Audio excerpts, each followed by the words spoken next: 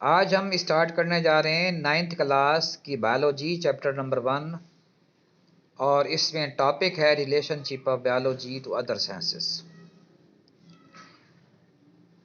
इसको हम interdisciplinary sciences का नाम भी देते हैं और इसकी डेफिनेशन हम यूं कर सकते हैं, of the science to other branch is called interdisciplinary science.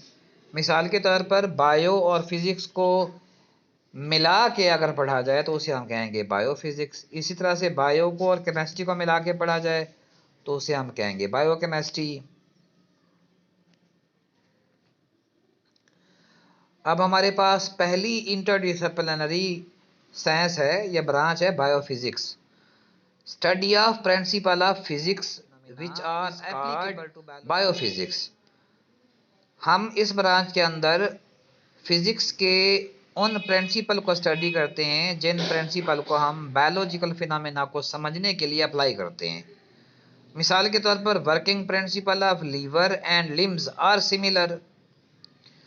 Next branch हमारे पास है biochemistry, study of chemistry of different compounds and processes occurring in living organism is called biochemistry.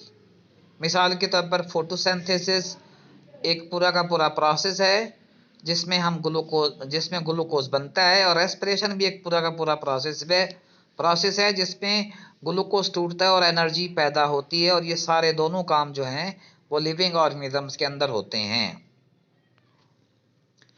उसके बाद नेक्स्ट है बायोमैथमेटिक्स, इसको हम बायोमेट्री का नाम भी देते हैं, study of biological processes using mathematical techniques and tools. जब हम बायोलॉजिकल प्रोसेस को स्टडी करते हैं या समझते हैं और इसको समझने में हम मदद लेते हैं मैथमेटिकल टेक्निक्स एंड टूल से, तब हमारे पास ये एक इंटरडिसिप्लिनरी ब्रांच बन जाती है जिसको हम नाम देते हैं बायोमैथमेटिक्स या बायोमेट्री का। Ratio and proportion. इसके बाद है बायो इकोनॉमिक्स, ये है study of organism from economical point of view. जब हम किसी भी जानदार को इकोनॉमिकल पॉइंट ऑफ व्यू से पढ़ते हैं तो हम साइंस की इस इंटरडिसिप्लिनरी ब्रांच को बायो इकोनॉमिक्स का नाम देते हैं। And profit value of wheat when we calculate this comes under the head of bio economics. Next और आखिरी ब्रांच हमारे पास है bio geography, study of occurrence and distribution of different species of living organism in different geographical region of the world is called biogeography।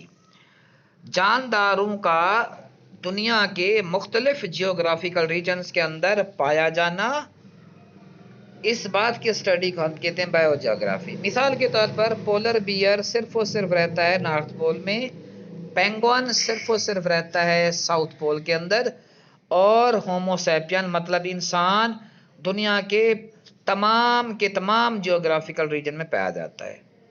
अब हमारा यहाँ lecture ख़त्म हुआ। अब हम एक रिव्यू ले लेते हैं। ये नीले बॉक्स के अंदर हेडिंग है इंटरडिसिप्लिनरी साइंसेज। इसमें हमने पढ़ा बायोफिजिक्स को, बायोमेट्री को, बायो इकोनॉमिक्स को, बायो जियोग्राफी को। ठीक है नौजवानों, अगर आपको ये लेक्चर पसंद आया हो तो आप चैनल को सब्सक्राइब कर दें, को लाइक कर दें, कमेंट्स करना चाहें तो वो भी कर दें। आपका बहुत शुक्रिया।